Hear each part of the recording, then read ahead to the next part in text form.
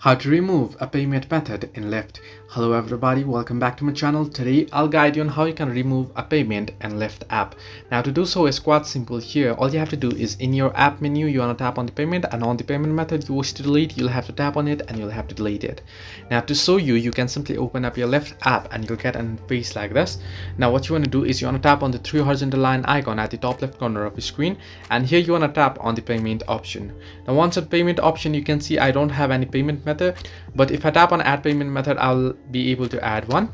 Now however, if you have certain payment method here and you want to delete it, you want to simply tap on the payment method that is set up here under payment methods. You want to tap on it and then you want to tap on delete button, and it'll be deleted once you confirm the password and go through certain security measures. So this is the way that you can remove the payment methods in Lyft. Similarly, if you want to add another one, you can simply tap on add payment method and you'll be able to add it. So hope this helped you. Do like and subscribe, and do not forget to leave a comment down below if you have any further issues.